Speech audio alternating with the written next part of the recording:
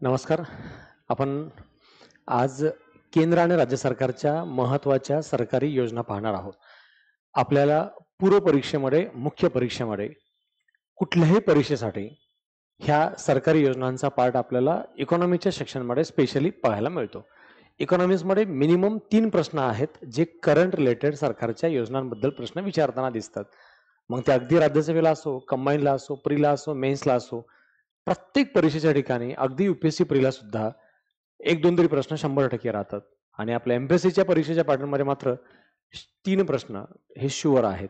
एक प्रश्न असतो मागच्या 5-6 वर्षातल्या योजनांचा रिलेटेड आणि 2 असतात जे रिसेंटली आता सध्या चर्चा आहे अशा केंद्र किंवा राज्याच्या योजनांबद्दलचा पाठ आणि या रिलेटेड अनेक वेळेला अनेक ठिकाणी योजना शोधाव्या लागतात, लिंक लागत नाही, कनेक्टेड पार्ट त्याचा लाईन बिटवीन समजत नाही, पाठांतर होत नाही आणि वेगवेगळ्या गोष्टी, वेगवेगळ्या योजना असल्यामुळे ते लक्षात ठेवणं हे खूप डिफिकल्ट जातं. तर या सगळ्या योजनांवर आपण प्रामुख्याने काम करतोय या लेक्चरमध्ये. आपण ऑलमोस्ट 50 प्लस योजना या लेक्चरच्या माध्यमातून पाहतोय. मिनिमम 50 आहेत. त्यापेक्षा जास्त योजनांचा पार्ट तुम्हाला पाहायला मिळेल आणि विषयानुसार डिवायडेड आहेत. रोजगार विषयक योजना, दारिद्र्य विषयक योजना, गरिबी विषयक योजना, त्यासोबत पायाभूत सुविधांच्या विकासाविषयकच्या योजना या पद्धतीने डिवायडेड आहेत. जसं की वाहतूक असेल, जलवाहतूक असेल, सागर वाहतुकीबद्दलचा पार्ट असेल, या पद्धतीने रस्ते, रेल्वे या प्रत्येक सेक्शनवरती डिवायडेड आपल्याला योजनांचा पार्ट पाहायला मिळेल. तर प्रत्येक घटकावर टू द पॉइंट जसं आयोग परीक्षामध्ये विचारतं, ज्या माहितीवर आधारित प्रश्न विचारतात तीच माहिती घेतलेली आहे. अनावश्यक फापट पसारा कुठल्याही प्रकारचा न घेता योजना कधी सुरू झाली, योजना कधी अंमलात आली, योजनेमध्ये वाटा केंद्राचा राज्याचा किती आहे आणि त्यासोबत या योजनेमधलं मेन ऑब्जेक्टिव्ह काय आहे, याच रिलेटेड आयोग प्रश्न विचारतात. सगळी माहिती या टॉपिकच्या माध्यमातून कव्हर केलेली आहे. बघूयात एक एक घटक. पहिला रोजगार विषयकचा पार्ट आहे. रोजगारामध्ये आपल्याला प्रामुख्याने पहिली योजना पाहायला मिळते महात्मा गांधी राष्ट्रीय ग्रामीण रोजगार हमी योजना, ज्याला आपण मनरेगा शॉर्टकटमध्ये म्हणतो. उद्देश काय होता? ग्रामीण भागातील कुटुंबांना, विशेषतः जे अकुशल शारीरिक आहेत, नॉन स्किल फिजिकल वर्क करणाऱ्यांना, जे इच्छुक आहेत, पुन्हा काम करायची इच्छा आहे, काम करायची त्यांची मागणी आहे कामाबद्दलची, त्यांना किमान 100 दिवस रोजगार हमी देणे हा याचा मूलभूत उद्देश आहे. 100 डेज रोजगार गॅरंटी आणि ग्रामीण भागात टिकाऊ मालमत्ता निर्माण करणे हे या माध्यमातून मदतगार होणार आहे. म्हणून ही योजना सुरू करण्यात आलेली आहे. ग्रामीण भागात टिकाऊ मालमत्ता तयार करा, ग्रामीण भागातल्या लोकांना काम द्या. परीक्षेत येऊन जाईल शहरी, जसंच अकुशलच्या ठिकाणी येईल कुशल अकुशल दोन्ही पण, आणि 100 दिवसाच्या ठिकाणी 150 दिवस असा शाब्दिक बदल ते करतात. बाकी सगळं कॉपी पेस्ट असते. Same to same all line. सुरू झालेलं वर्ष आहे 2 फेब्रुवारी 2006. इयर लक्षात ठेवा. प्रमुख घटक काय आहेत यामध्ये? प्रत्येक ग्रामीण कुटुंबाला आर्थिक वर्ष 100 दिवस काम मिळालं पाहिजे. घरापासून 5 किलोमीटरच्या आत काम मिळालं पाहिजे आणि त्याचं जे वेतन आहे थेट बँकेमध्ये जमा होईल, म्हणजे अकाउंटला जमा होईल. डायरेक्ट कॅश ट्रान्सफर या पद्धतीने ते पैसे जमा होतील. कामासाठी अर्ज केल्याच्या 15 दिवसाच्या आत काम न मिळाल्यास बेरोजगारी भत्ता दिला जातो. हे जे स्टेटमेंट दिसतात त्याच्यावर आयोगाने ऑलरेडी प्रश्न विचारून झालेला आहे. रिलेटेड टू द लाईन या रिलेटेड प्रश्न ऑलरेडी आलेला आहे. 15 दिवसाच्या आत काम न मिळाल्यास बेरोजगारी भत्ता दिला जातो. जेवढे गोल केलेले शब्द आहेत तेवढे जरी लक्षात ठेवलात तर इथं मोर दॅन सफिशियंट आहे. याच्यापेक्षा जास्त काही विशेष तयारी करावी लागत नाही. सगळं मार्क करू नका, सगळं पाठ करू नका. जेवढं मी शब्द हायलाइट करतोय बस त्याच्यावर विशेष फोकस करा. वाटलं तर तुम्ही त्यालाच अंडरलाईन करा आणि तेवढं रिवाइज करा. राज्य सरकारचा वाटा. योजनेचा मोठा खर्च आहे त्यामुळे केंद्र सरकार उचलतंय, मात्र राज्य सरकारला या योजनेच्या अंमलबजावणीसाठी जबाबदारी उचलावी लागते. अंमलबजावणीबद्दलचा खर्च राज्य सरकार, बाकी या योजनेचा सगळा खर्च केंद्र उचलेल. काही राज्यामध्ये जसं की महाराष्ट्रात राज्याकडून 100 दिवसापेक्षा जास्त कामाची हमी दिली जाते. सेंटरनं 100 दिवसाची हमी दिली आहे, पण महाराष्ट्रासारखं राज्य 100 पेक्षा जास्त दिवसही काम यामध्ये देणार आहे. राज्य सरकार काय करेल? राज्य सरकार प्रशासकीय खर्च आणि बेरोजगारी भत्त्याबद्दलचा खर्च देईल. जेव्हा काम दिलं नाही तेव्हा बेरोजगारी भत्ता आणि प्रशासकीय ऍडमिनिस्ट्रेटिव्ह खर्च हा राज्य सरकार उचलेल. बाकी योजनेचा लागलेला खर्च हा सेंट्रल गव्हर्नमेंटच उचलत असते. एवढीच माहिती आवश्यक आहे. यापेक्षा थोडीही जास्त माहिती वाचू नका, कलेक्ट करू नका, अगदी पाहू सुद्धा नका आहे. आत्मनिर्भर भारत योजना, भारत रोजगार योजना. आत्मनिर्भर शब्द लक्षात ठेवा, आत्मनिर्भर. कोविड-19 महामारीच्या काळात रोजगार निर्मितीला प्रोत्साहन देण्याच्या उद्देशानं तयार सुरू झालं होतं. औपचारिक क्षेत्रात नवीन रोजगार संधी निर्माण करणे. औपचारिक आणि अनौपचारिक असं आपण बघतो. औपचारिक म्हणजे सिस्टम नुसार काम करणारे कंपनी, उद्योग, कारखाने या सगळ्या ठिकाणी. अनौपचारिक म्हणजे रॅन्डम कोणत्याही ठिकाणी ज्याला कुठलंही विशेष रेग्युलेशन नाही, या पद्धतीने ते अनौपचारिक घटक असतात. जसं की आपण आपल्या घरी आई वडील शिक्षण देतात, आई वडील काहीतरी सांगतात, ते अनौपचारिक शिक्षण आहे. आणि शाळेत जाऊन शिकतो ते औपचारिक शिक्षण आहे. या पद्धतीने हा घटक आपल्याला लक्षात असावा. 1 ऑक्टोबर 2020 ला सुरू झालेला आहे. 5 वर्ष पूर्ण झालेले आहेत. नवीन कर्मचाऱ्यांसाठी कर्मचारी भविष्य निर्वाह निधी योगदानासाठी सरकार अधिक मदत करतं. हे नवीन कर्मचाऱ्यांसाठी आणि भविष्य निर्वाह निधी योगदानासाठी सरकार इथं मदत करेल. 1000 पेक्षा कमी कर्मचारी असलेल्या आस्थापना म्हणजे एखादं इमारत, बिल्डिंग, कंपनी, उद्योग यासाठी त्याला आपण आस्थापना शब्द वापरतो. सरकार, कर्मचारी, मालक या दोघांनाही 24% योगदान 2 वर्षासाठी देतं. EPF अंतर्गत 2 वर्षासाठी योगदान देईल. 1000 पेक्षा जास्त कर्मचारी असलेल्या आस्थापनासाठी सरकार केवळ कर्मचाऱ्यांचं 12% योगदान 2 वर्षासाठी देत असते. ही योजना पूर्णपणे केंद्र सरकारद्वारे वित्त पुरवठा केलेली आहे आणि राज्याचा थेट आर्थिक सहभाग याच्यात काहीही नाही. जे काही आहे ऑल सेंट्रल गव्हर्नमेंटच्या योजनांच्या माध्यमातून हा घटक तिथे अंमलात आणला जातो. आत्मनिर्भर रोजगार योजना यामध्ये लक्षात काय ठेवायचं आहे, कर्मचारी आणि त्यांच्या भविष्य निर्वाह निधी या रिलेटेडचा या योजनांचा विशेष भाग आहे आणि रोजगार निर्मितीसोबत औपचारिक क्षेत्रात नवीन रोजगार संधी तयार करण्याच्या उद्देशानं यामध्ये काही घटक वापरले जात आहेत. प्रधानमंत्री विकसित भारत रोजगार योजना शब्द शॉर्टकट मधले लक्षात ठेवू शकता. प्रधानमंत्री विकसित भारत रोजगार योजना आहे. उद्देश काय, देशातील तरुणांसाठी खाजगी क्षेत्रात रोजगार वाढवणे. विकसित भारत तयार करायचं आहे तर खाजगी क्षेत्रात रोजगार वाढवावे लागतील. त्यांना आर्थिक सहाय्य देणे, इकॉनॉमिकल सपोर्ट करा. 15 ऑगस्ट 25 ला घोषणा केलेली आहे. रिसेंटली लेटेस्ट योजना आहे, आत्ताच याबद्दलची घोषणा झालेली आहे. खाजगी क्षेत्रात पहिली नोकरी मिळवणाऱ्या युवकांना 15,000 रुपयाचं आर्थिक प्रोत्साहन देणे हा घटक आहे. तसंच 2 हप्त्यामध्ये दिले जाईल. ते 6 महिन्याची नोकरी पूर्ण झाल्यानंतर पहिला हप्ता आणि 12 महिन्याची नोकरी झाली की दुसरा हप्ताही दिला जाईल. रोजगार देणाऱ्या कंपन्यांना प्रोत्साहन देणं हा मूलभूत उद्देश आहे. एखाद्या रोजगार देणाऱ्या कंपनीला यामध्ये सहभागी करून घ्या, रोजगाराची संधी द्या, या दृष्टिकोनातून या योजनेचा मूलभूत उद्देश आहे. पण विशेष काय आहे, खाजगी क्षेत्रात पहिली नोकरी मिळवणाऱ्या युवकांना 15,000 रुपयाचं आर्थिक प्रोत्साहन दिलं जाईल. या माध्यमातून सरकार मोटिवेट करत आहे रोजगार निर्मितीसाठी. राज्य सरकारचा वाटा ही एक नवीन योजना आहे, त्यामुळे याचा अजून तपशील पूर्णपणे उपलब्ध नाही, कारण अजून योजना अंमलात यायची बाकी आहे. पण आता लेटेस्ट आहे, करंटमध्ये घोषणा केली आहे, म्हणून तारीख, वर्ष आणि योजनेचा मूळ लक्ष उद्देश काय एवढा माहिती असला पाहिजे म्हणून ही योजना टाकलेली आहे. आता ते पुढे भविष्यात निश्चित केलं जाईल राज्याचं काय योगदान असेल या पॉइंट ऑफ व्ह्यूनं. आता गृहनिर्माण संदर्भातल्या योजना आहेत. गृहनिर्माण बद्दल काय काय, इंदिरा आवास योजना आयोगाच्या आवडीचा प्रश्न आहे. नेहमी अनेक वेळेला हा घटकाच्या रिलेटेड प्रश्न विचारून झालाय. इंदिरा आवास योजना 1985 ची आहे, वर्ष स्टार्ट झालेलं आहे. आता 2025 चालू आहे, 40 वर्ष पूर्ण झालेली आहेत. या योजनेबद्दल मुख्य उद्देश काय, ही योजना ग्रामीण भागातील दारिद्र्य रेषेखालील BPL, SC आणि ST मुक्त केलेल्या वेठबिगार मजुरांना पक्के घर बांधून देण्यासाठी मदत पुरवण्यात येत असते.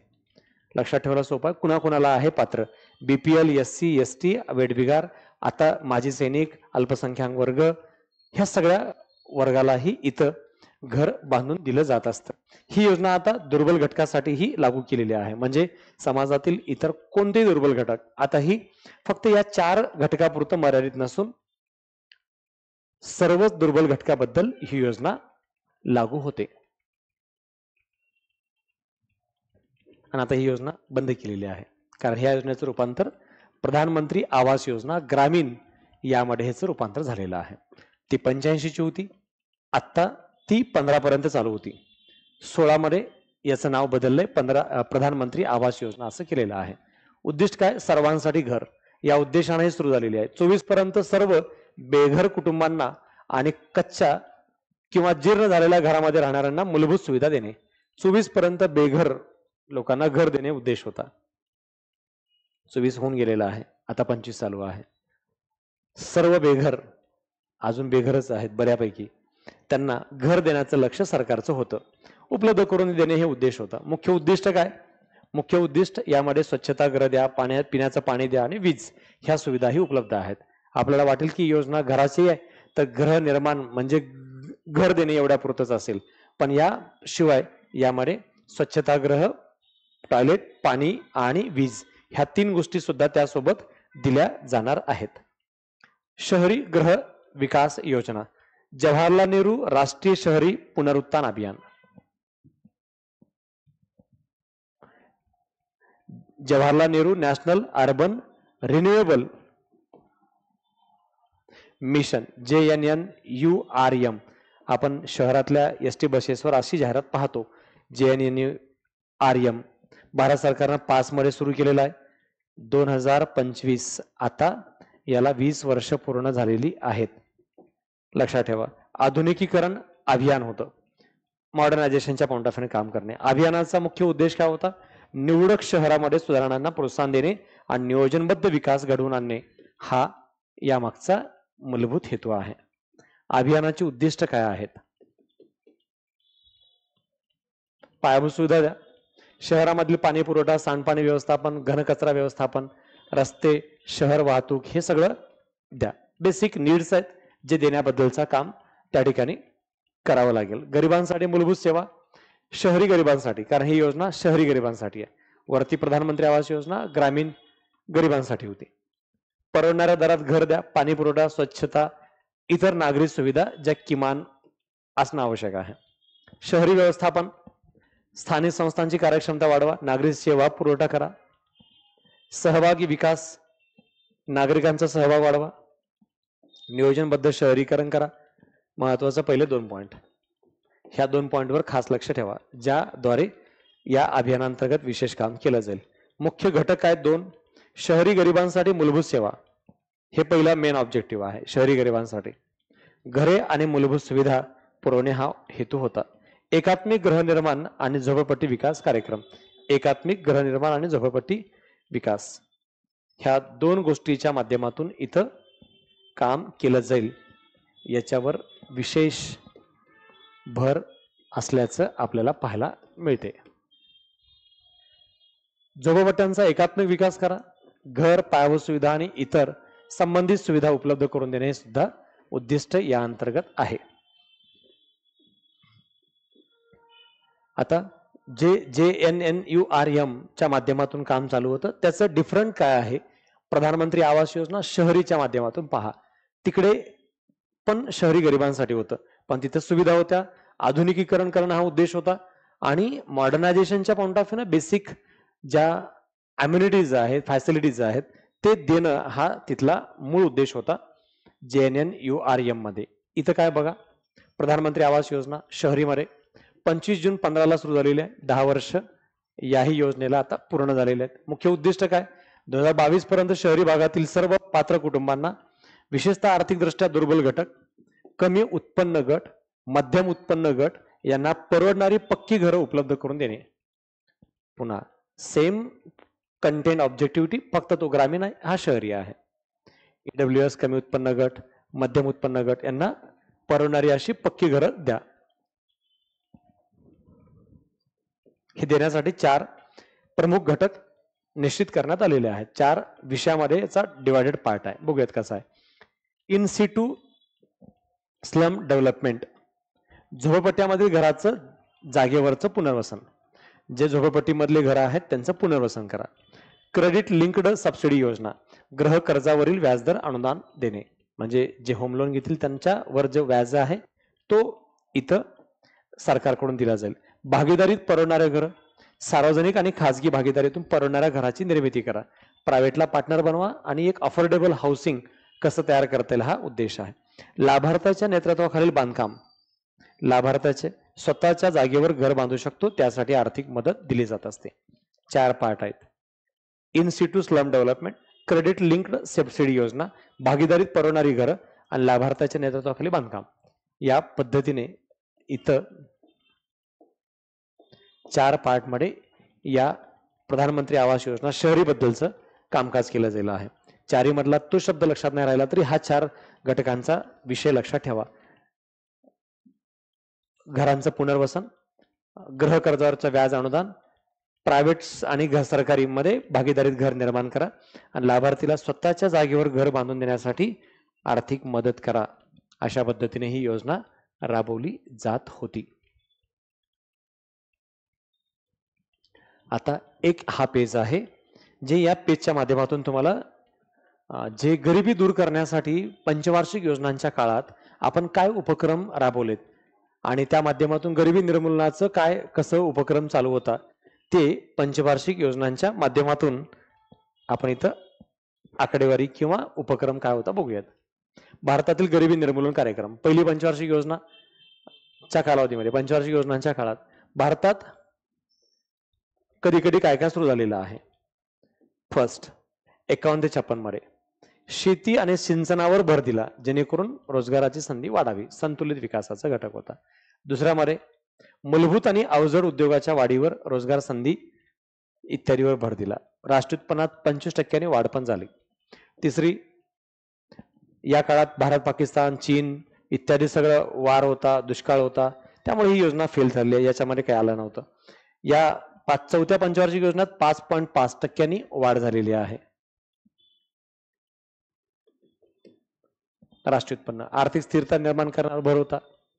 समानतेसह सामाजिक न्याय उद्देश साध्य करणे, हे असे शब्द विचारतात ते. समानतेसह सामाजिक न्याय, तिथं ते टाकून देतात राजकीय न्याय साध्य करणे हे लक्ष होतं वगैरे या योजनेचं. याप्रमाणे या योजनांबद्दलही घटक आपल्याला लक्षात ठेवला पाहिजे. हा टॉपिक पंचवार्षिक योजनेच्या पॉइंट ऑफ व्ह्यू अभ्यास करा, सरकारी योजनांबद्दल अभ्यास करा, गरिबी व दारिद्र्य निर्मूलनाच्या टॉपिकच्या पद्धतीने अभ्यास करा. कुठलाही विषय ऑब्जेक्टिव्ह ठेवा, पण करणं जरुरी आहे. या योजनांचा पार्टही 5वी पंचवार्षिक योजनेमध्ये गरिबी हटाव कार्यक्रम, जो आयोगाचा आवडीचा प्रश्न होता. तसंच 72-73च्या किमतीनुसार दरमहा प्रति व्यक्ती 40 रुपये किमान उत्पन्न मिळण्याची हमी.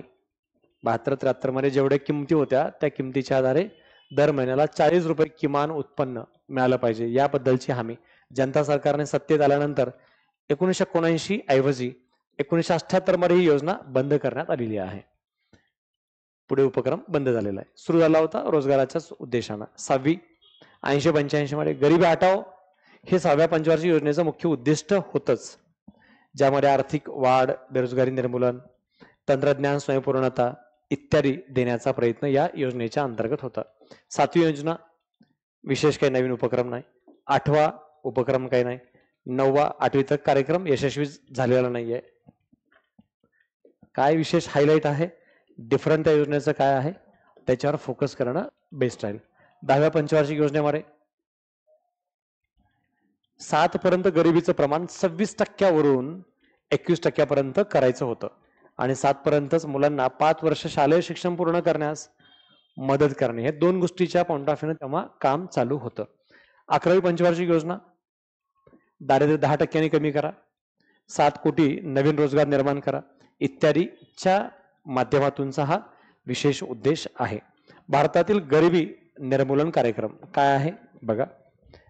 भारतीय नियोजन आयोगाच्या 11-12च्या अंदाजानुसार ग्रामीण लोकसंख्येच्या 25.7% लोक दारिद्र्य रेषेखाली होते. वाक्य लक्षात ठेवा, विशेष महत्वाचं आहे. 11-12च्या अंदाजानुसार ग्रामीण लोकसंख्येपैकी 25.7% लोक हे बीपीएल खाली होते, तर शहरी भागात 13.7% होते. महत्वाचा लेटेस्ट जो 11-12 मधल्या आकडेवारीचा पार्ट आहे त्यानुसार हे गोष्टी लक्षात ठेवू शकतो. गरिबी निर्मूलनाच्या उद्देशाने विकसित केलेले प्रमुख गरिबी निर्मूलन कार्यक्रम काही आहेत. ते कार्यक्रम या ठिकाणी आहेत. रिव्हिजन करण्याच्या उद्देशाने हा टेबल दिलेला आहे. हा टेबल अतिशय परफेक्ट करा. जो टेबलच तुम्हाला प्रामुख्याने या योजनांचा सगळा डेटा एकत्रितपणे कव्हर करून देतो. आपण जेव्हा सरकारी योजना वाचतो, केंद्राच्या राज्याच्या सरकारी योजना वाचतो, तेव्हा ती योजना वाचताना मुख्य लक्ष आयोगाने आतापर्यंत फोकस केलं आहे ते म्हणजे योजना कोणती आहे, योजनेचं वर्ष कोणतं आहे, कोणत्या मंत्रालयाकडून सुरू केलेलं आहे, त्या योजनेमध्ये लक्ष एक्झॅक्टली कशावर ठेवलेलं आहे. या पद्धतीने प्रश्न येतात आणि ते प्रश्न सगळे टेबल चार्टमध्ये अगदी परफेक्ट एका स्ट्रक्चरमध्ये एकाच ठिकाणी अनेक योजनांना एका नजरेत आपल्याला पूर्णपणे रिवाइज करता येईल याप्रमाणे मांडणी केलेली आहे. या पॉइंट ऑफ व्ह्यूनं ऑलमोस्ट 50 योजनांचा घटक सेक्शन या ठिकाणी आपल्याला कव्हर करता येईल याच्यावर इथं प्रायोरिटी ठेवलेली आहे आणि याप्रमाणेच या सर्व घटकाला आपण एका स्ट्रक्चरमध्ये या माध्यमातून इथं कव्हर करू येत आहे. बघूयात एक एक घटक कसा आहे, कशा प्रकारे आहे. एकात्मिक ग्रामीण विकास कार्यक्रम IRDP 78 ची योजना आहे, ग्रामीण विकास मंत्रालयाकडून आलेली आहे. ग्रामीण क्षेत्रात स्वयंरोजगाराच्या शाश्वत संधी विकसित करून दारिद्र्यरेषेखालील ओळखल्या जाणाऱ्या लक्ष्य गटातील कुटुंबांना त्यांचा दर्जा उंचावणे हा याचा मूलभूत उद्देश होता. IRDP 78 ची ग्रामीण विकास मंत्रालयाअंतर्गत चालवलेली आहे. स्वयंरोजगार हा शब्द महत्वाचा आहे. शाश्वत संधी विकसित करून BPL खाली जे काही घटक ओळखले जातात त्यांना खास टार्गेटेड या अंतर्गत रोजगाराच्या विशेष स्वयंरोजगारासाठी तयार करणे. प्रधानमंत्री ग्रामीण आवास योजना 85 चे ग्रामीण विकास मंत्रालयाच 13 लाख घर उपलब्ध करून द्यायचे होते. प्रत्येकासाठी घर देणे, स्वस्तात घराची उपलब्धता करून देणे, त्यानंतर रोजगार उपलब्ध करून देणे, कुटुंबाला वेतन रोजगाराच्या संधी सुद्धा वाढवून देणे आहे. म्हणजे एका बाजूला घर बांधा, घर बांधण्याच्या माध्यमातून रोजगार निर्मिती करून द्या हा उद्देश होता. इंदिरा गांधी राष्ट्रीय वृद्धापकाळ निवृत्ती योजना 15 ऑगस्ट 95 ची ग्रामीण विकास मंत्रालय 65 वर्ष किंवा त्यापेक्षा अधिक वय असेल ज्येष्ठ नागरिकाला पेन्शन देण्याच्या उद्देशानं 60 ते 79 गटातील व्यक्तींना 200 रुपये आणि 80 वर्षावरील व्यक्तीला 500 रुपये मासिक पेन्शन देण्याबद्दलची ही योजना होती. कधी सुरू झाली, मंत्रालय कुठलं होतं, योजनेचं मुख्य लक्ष काय आहे, फटाफट रिवाइज करण्याच्या पॉइंट ऑफ व्ह्यू बघता येईल. राष्ट्रीय कुटुंब लाभ कार्यक्रम 95 आहे, 30 वर्ष पूर्ण झाले, ग्रामीण विकास मंत्रालय. घरातला एखादा मुख्य व्यक्ती ज्याचा मृत्यू झालाय तर कुटुंबाचा भर चालवण्याच्या उद्देशानं पुढचा प्रमुख असलेल्या लाभार्थीला 20,000 रुपये रक्कम. म्हणजे घरात एखाद्या मुलगा असतो किंवा मुलगी असते किंवा वडील असतात जे प्रामुख्याने घर चालवतात, तर त्यांचं निधन झालं तर त्या घराची व्यवस्था कशी चालावी यासाठी 20,000 रुपये या अंतर्गत दिले जात असतात. जवाहर ग्राम समृद्धी योजना JGSY शॉर्ट फॉर्म लक्षात ठेवा, रिवाइज करताना याच गोष्टी मदत करतात. एप्रिल 99 मध्ये आलेली आहे. ग्रामपंचायतीकडून राबवलं जातं. पायाभूत सुविधा विकास करणे, जोड रस्ते, शाळा, रुग्णालय यांचा समावेश होतो आणि कुटुंबाला शाश्वत रोजगार देणे. ग्रामीण भागामध्ये जे कुटुंब आहेत त्यांना एक सातत्याने रोजगार मिळावं या उद्देशानं ही योजना राबवली जाते. ग्राम समृद्धी हा शब्द लक्षात ठेवा आणि ग्राम समृद्धी याच्यामध्ये आहे, ग्रामीण समृद्धी या अंतर्गत आहे. अन्नपूर्णा 99-2000 मध्ये सुरू झाले, ग्रामीण विकास मंत्रालयाचं आहे. राष्ट्रीय वृद्धापकाळ पेन्शन योजनेअंतर्गत नोंदणीकृत नसलेल्या जे तिकडे नोंदणी नाहीत अशा पात्र ज्येष्ठ नागरिकांना 10 किलो मोफत अन्नधान्य दिले जाईल, यासाठी ही योजना आहे.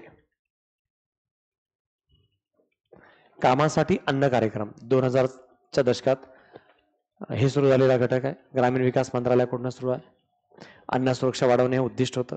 राज्याला अन्नधान्य मोफत पुरवले जाते, तथापि भारतीय अन्न महामंडळाच्या गोदामामधून अन्न पुरवठा मंद गतीने होत असतो. म्हणजे अन्न पुरवठ्याच्या उद्देशानं सुरू केलेला कार्यक्रम होता. विशेष महत्वाचं नाही, कारण हे आता मोठ्या योजनांमध्ये त्याचं परिवर्तन झालेलं अन्न सुरक्षा विधेयकाच्या माध्यमातून आपण ते पाहतो. नेक्स्ट, संपूर्ण ग्रामीण रोजगार कार्यक्रम. म्हणजे हे बघितलं नाही तरी चालेल, हे बघितलं नाही तरी चालेल, म्हणजे जे इम्पॉर्टंट आहे त्याच्यावर मी काळजीपूर्वक फोकस करतो, जे परीक्षेसाठी आपल्याला लक्षात ठेवलंच पाहिजे. मुख्य उद्देश अजूनही रोजगार निर्मिती, ग्रामीण भागात टिकाऊ आर्थिक पायाभूत सुविधा निर्माण करणे, गरिबांसाठी अन्न पोषण सुरक्षेची तरतूद या अंतर्गत केलेली आहे.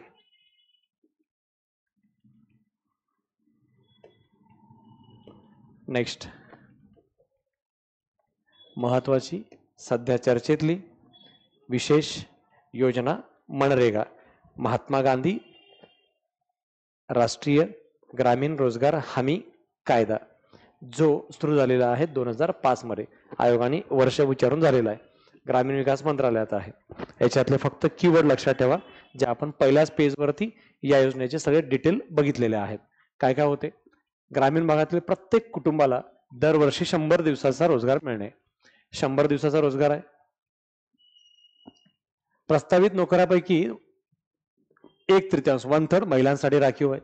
जेवढ्या नोकऱ्या काम देऊ त्यातले 1/3 जे आहेत ते आपण महिलांना रिझर्व्ह ठेवतो.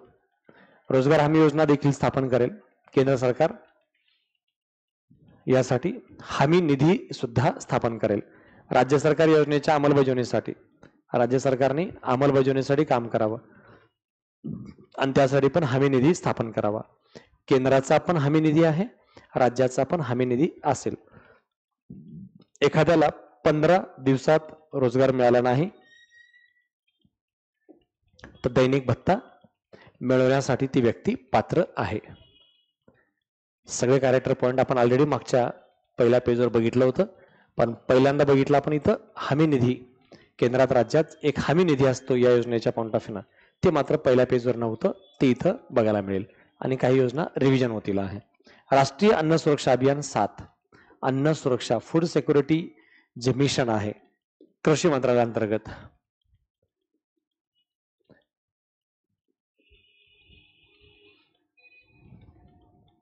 जिथं उत्पादन कमी झालेलं आहे अशा जिल्ह्यामध्ये उत्पादकता वाढवा. तांदूळ, गहू, डाळी आणि भरड धान्य यांचं उत्पादन शाश्वत पद्धतीने वाढवणे हा या मागचा उद्देश आहे. राष्ट्रीय सुरक्षा अभियानाच्या पॉइंट ऑफ व्ह्यूनं घटक राबवला जाईल असा मूलभूत पॉट. राष्ट्रीय ग्रामीण उपजीविका. राष्ट्रीय ग्रामीण उपजीविका म्हणजे उपजीविकाचा अर्थ काय? जगण्यासाठीची किमान साधनं. 2011 ग्रामीण विकास मंत्रालयामार्फत राबवलं जाईल.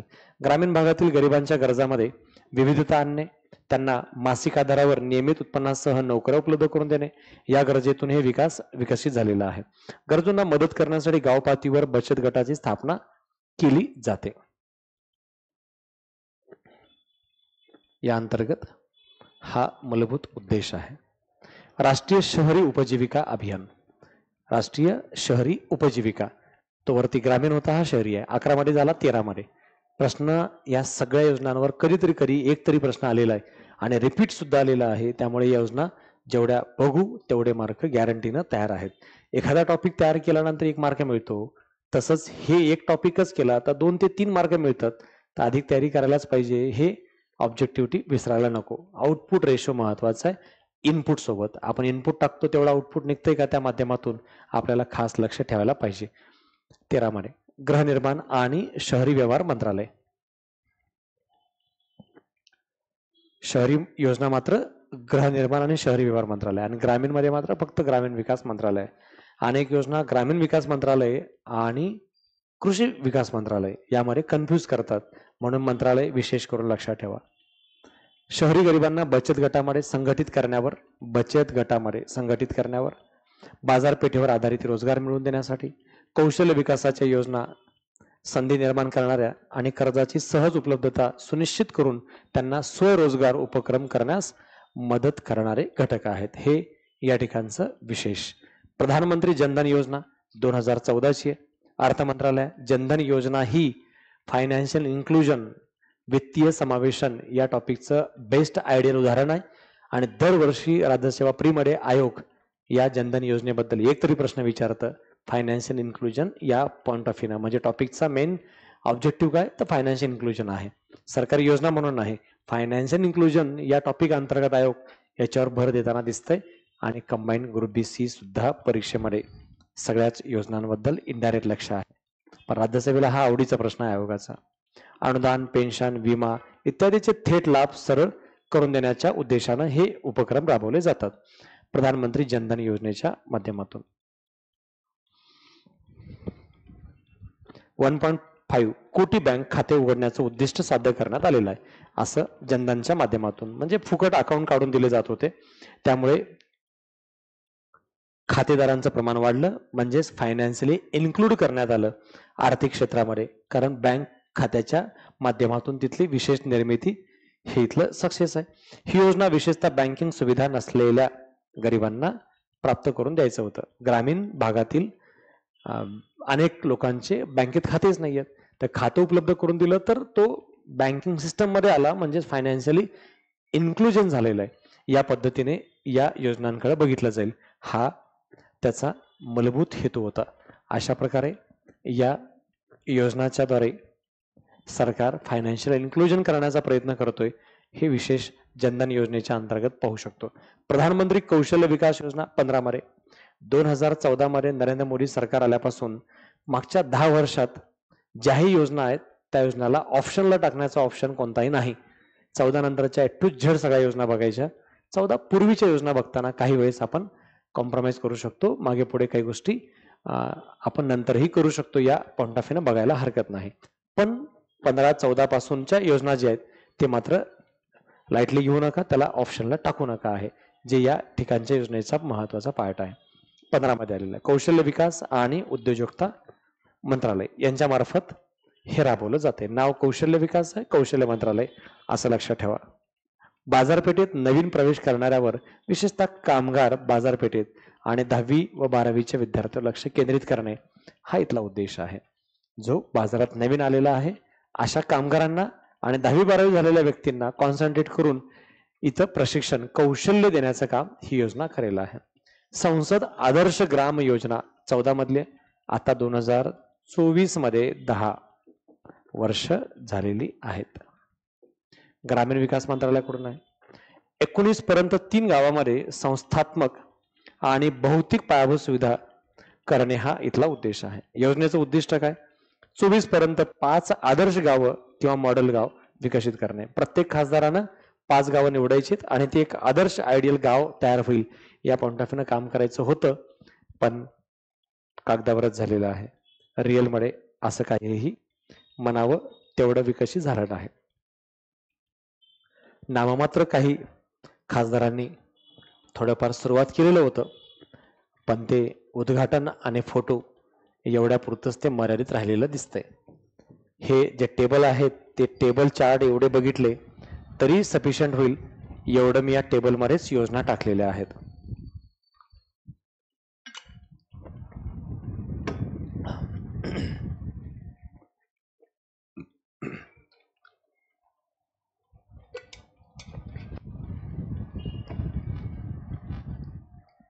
ज्या योजना आपण डिटेलमध्ये पुढेही काही पेजेसवर बघतोय, पण त्या पेजेस सोबत परीक्षेच्या 2-4 दिवस अगोदर या योजनांचा एवढाच फक्त पार्ट रिलेटेड आपण पुन्हा फोकस करून रिवाइज केलात तर नक्कीच मार्क तुमचे वाढतील किंवा निश्चित होतील. जे येतात ते अजून चांगल्या पद्धतीने येतील. प्रधानमंत्री जीवन ज्योती विमा योजना 15 मध्ये आलेली आहे. अर्थ मंत्रालय यांच्याकडून सुरू केली जाते. समाजातील गरीब आणि कमी उत्पन्न असलेल्या घटकांना जीवन विमा प्रदान करणे हे या योजनेचं मुख्य उद्देश आहे. 2 लाख रुपयाची हमी देते. प्रधानमंत्री सुरक्षा विमा 15 मध्ये अर्थ मंत्रालयाने सुरू केलेला आहे. समाजातील वंचित घटकातील लोकांसाठी एक विमा पॉलिसी आहे. या अंतर्गत राष्ट्रीय मातृत्व लाभ योजना 16 आहे. आरोग्य कुटुंब कल्याण मंत्रालयामार्फत आहे. 19 वर्षापेक्षा जास्त वयाच्या गर्भवती मातेला 6,000 रुपये देण्याची तरतूद आहे. 6,000 रुपये. बाळाच्या जन्माच्या 12 ते 8 आठवडे आधी 3 हप्त्यामध्ये ही रक्कम दिली जाते. बाळाच्या मृत्यूनंतरही ती मिळू शकते. म्हणजे बाळाचा जन्म होण्याच्या अगोदर दिलं जातं, पण बॅडलकनं बाळाचा जन्म झाल्यानंतर त्याचा मृत्यू झाला तरी सुद्धा हे पैसे दिले जातील आहे. फक्त मातृत्व लाभ देण्याच्या उद्देशाने या योजनेचं विशेष लक्ष आहे आणि आरोग्यदायी मातृत्व व्हावं हा उद्देश आहे. प्रधानमंत्री उज्ज्वला योजना 16 आहे. पेट्रोलियम आणि नैसर्गिक वायू मंत्रालयाकडून चालवले जाते. दारिद्र्यरेषेखालील महिलांना जे 50 दशलक्ष LPG गॅस कनेक्शन देणे. उज्ज्वला LPG गॅस कनेक्शन लक्षात ठेवा. महिला 50 दशलक्ष मंत्रालय लक्षात ठेवायची आता गरज नाही, कारण हे विषय तसा आहे तर त्या रिलेटेड मंत्रालय असेल. प्रधानमंत्री गरीब कल्याण योजना 16 मधलीच आहे. अर्थ मंत्रालय जाहीर केलेलं आहे. प्रधानमंत्री गरीब कल्याण योजना, गोपनीय पद्धतीने हिशोब संपत्ती काळा पैसा जाहीर करण्याची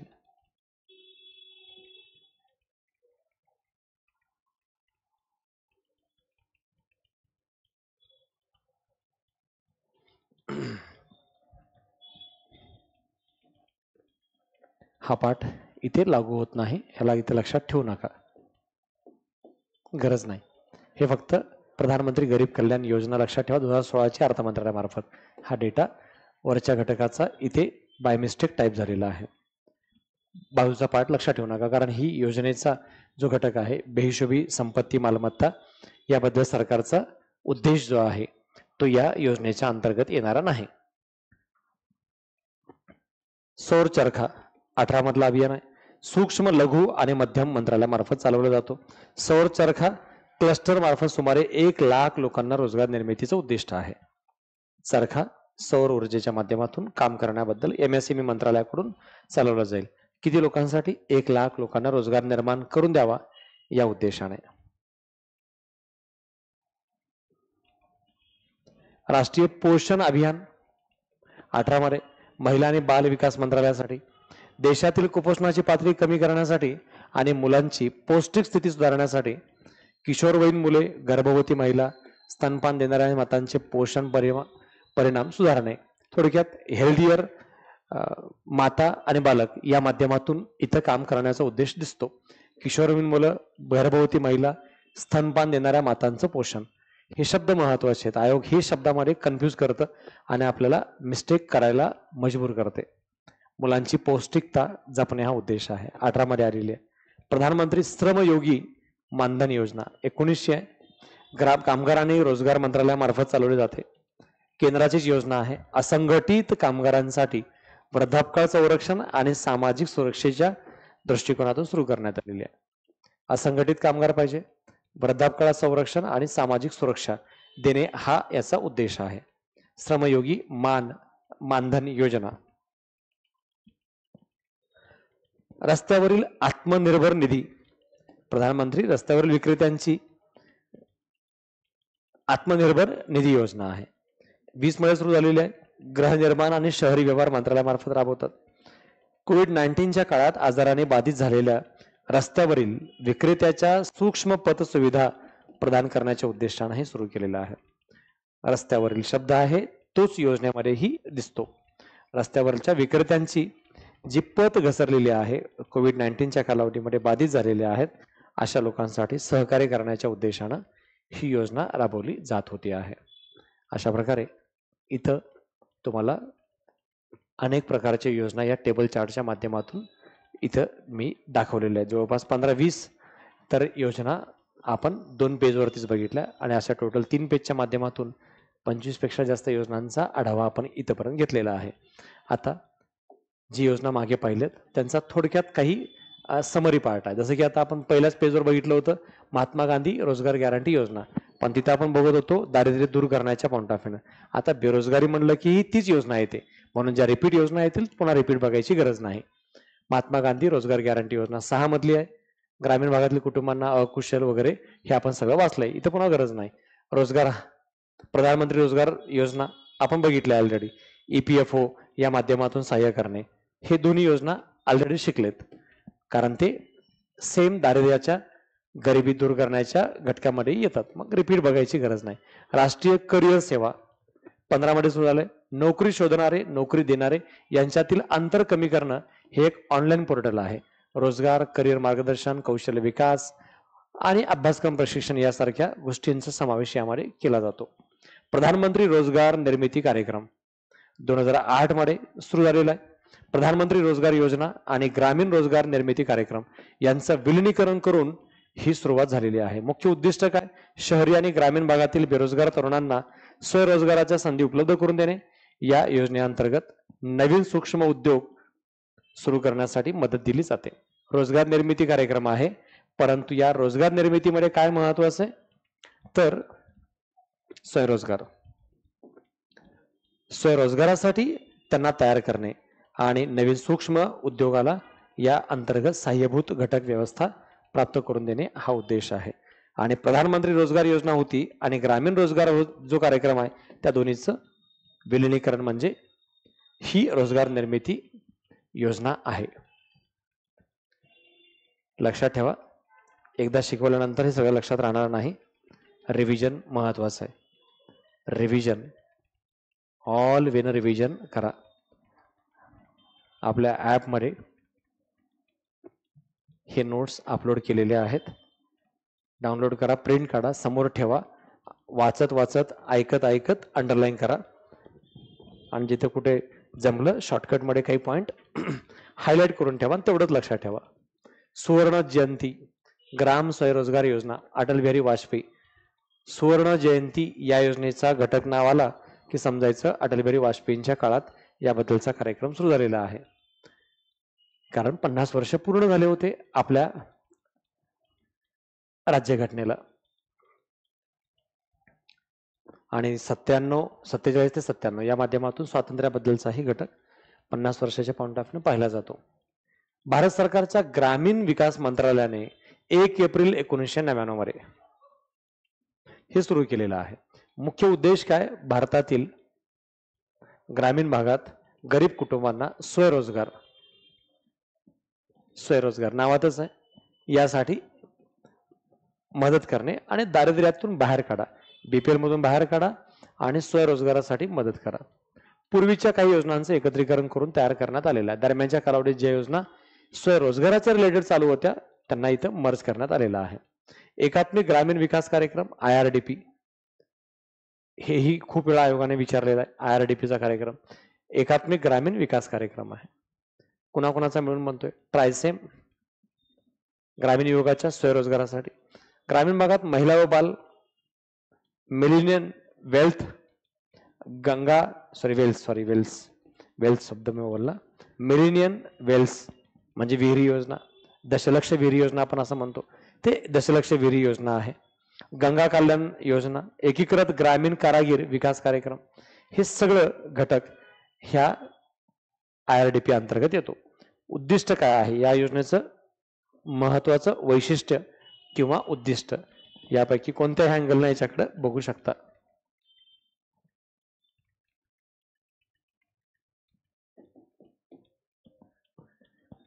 स्वयंसहायता गट तयार करा. प्रामुख्याने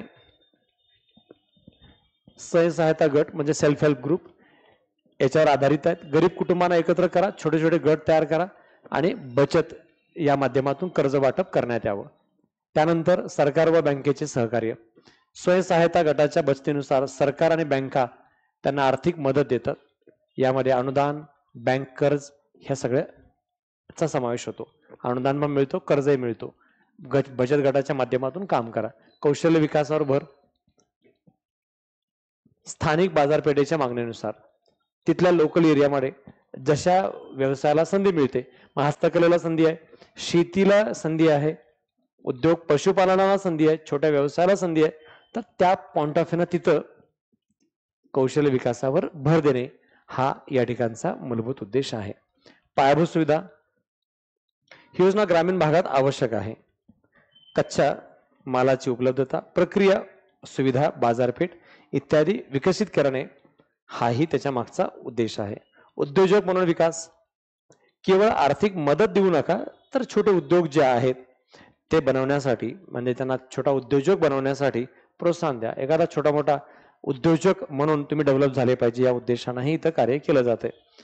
उत्पादन, विपणन आणि विक्रीबद्दल मार्गदर्शन केलं जाईल.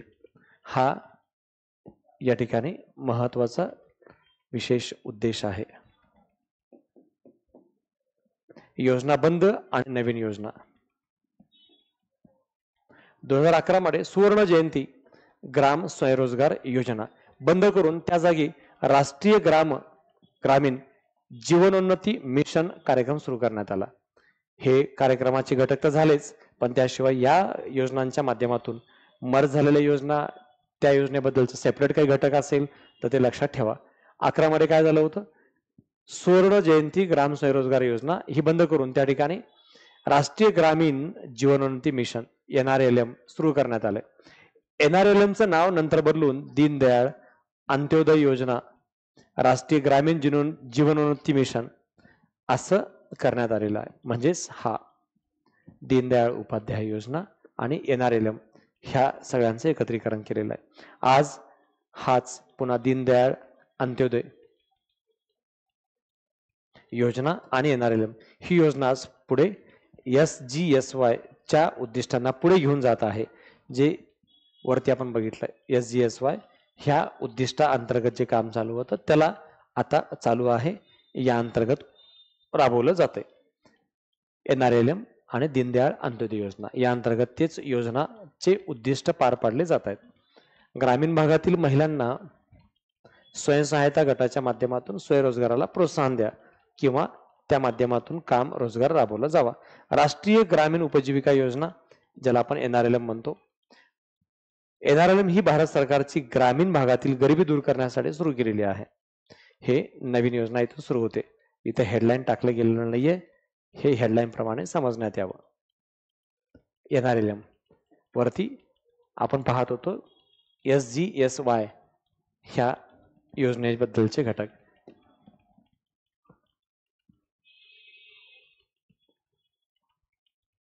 SGSY मध्ये IRDP अंतर्गतचा कार्यक्रम बघितला. त्याच्यात काय काय मर्ज आहेत, त्यानंतर कोणत्या कोणत्या बेसिसवर ही योजना राबवल्या जातात किंवा काम केले जातात.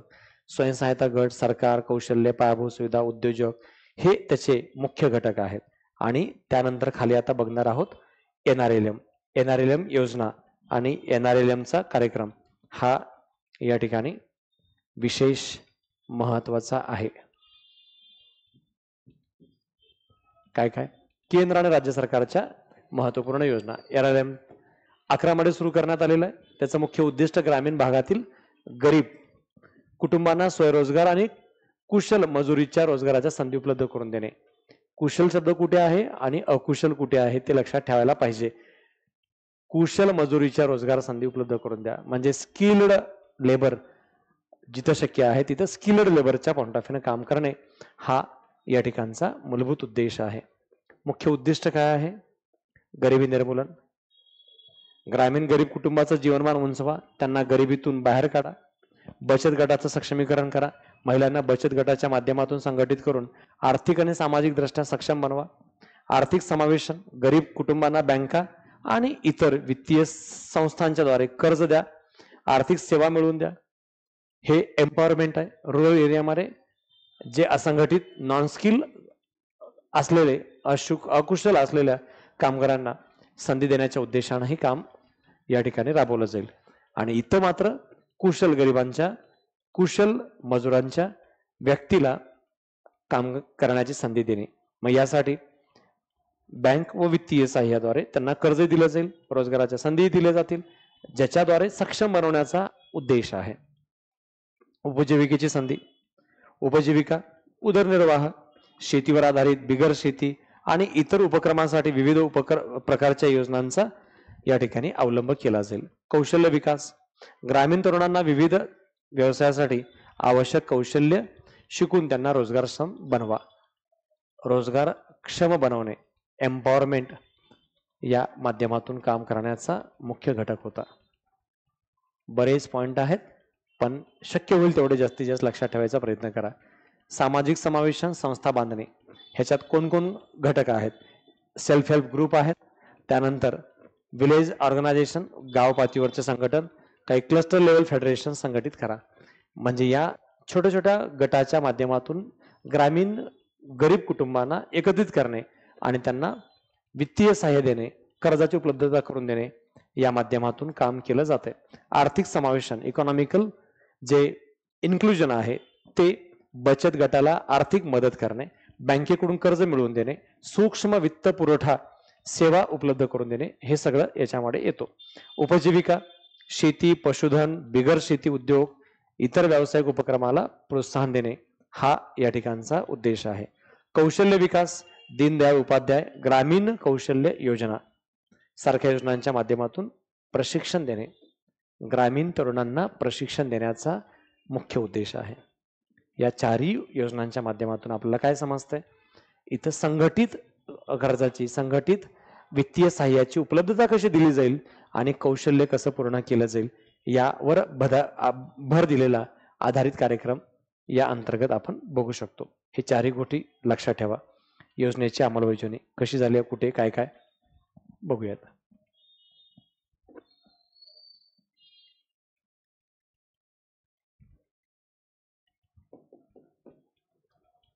अंमलबजावणी महाराष्ट्र राज्य ग्रामीण जीवनोन्नती अभियान सारख्या स्वतंत्र संस्थाद्वारे केली जाते, ज्याला महाराष्ट्रात उमेद या नावानं ओळखलं जातं.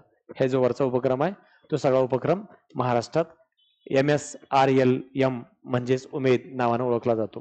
केंद्र व राज्य सरकारच्या निधीतून चालवले जाते, ज्यामध्ये 75-25 असा वाटा आहे. लाभ कुणाला मिळतो? बचत गटातील महिलांना त्यांच्या व्यवसायासाठी तारणमुक्त कर्ज, कुठल्याही प्रकारचं तारण ठेवावं लागत नाही, कर्ज मिळतं. बचत गटाला कमी व्याजदराने कर्ज उपलब्ध करून द्या. कमी व्याजाने कर्जाची उपलब्धता.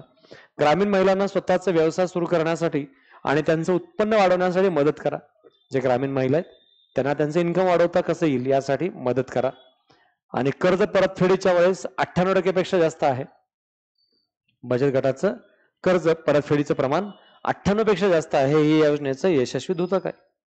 एवढं रिटर्न कर्ज वापस कोणी देत नाही, पण बचत गटामध्ये महिला मॅक्झिमम कर्ज वापस करतात. 98% पेक्षा जास्त आहे.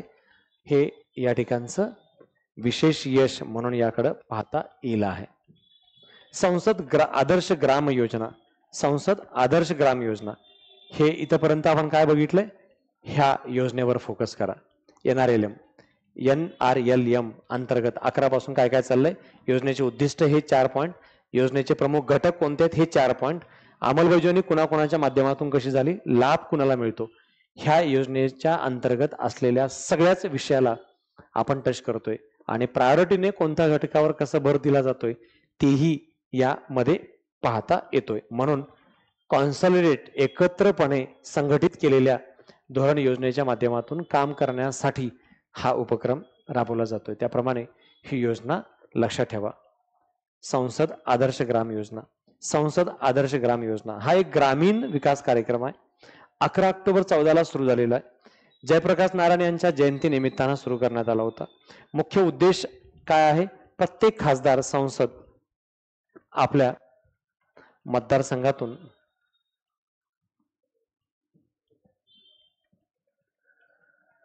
एक ग्रामपंचायत निवडायची आणि तिचा सर्वांगीण विकास करा, जे आपण मगाशी पाहिलेलं आहे. 19 पर्यंत 3 गावं आणि 24 पर्यंत एकूण 5 गावं असं आदर्श गावं निवडायची होती, जे आपण मगाशी बोललो संसद आदर्श ग्राम योजनेच्या बाबतीमध्ये.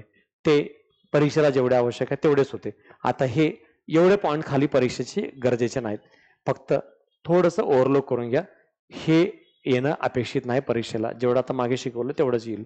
सर्वांगीण विकास, गावामध्ये काय काय करा? भौतिक संस्थात्मक सुविधा द्या. मॉडेल आदर्श काय? सामाजिक, सांस्कृतिक, आर्थिक, पर्यावरणीय दृष्टिकोनातून गावाला एम्पॉवर बनवा. लोकसहभाग वाढवा, लोकांचा सहभाग, कारण लोक पार्टिसिपेट केलं तर खऱ्या अर्थाने ती योजना यशस्वी बनेल. सामाजिक विकास, शिक्षण, आरोग्य, पोषण ह्या सगळ्या गोष्टी तिथं उपलब्ध असाव्यात.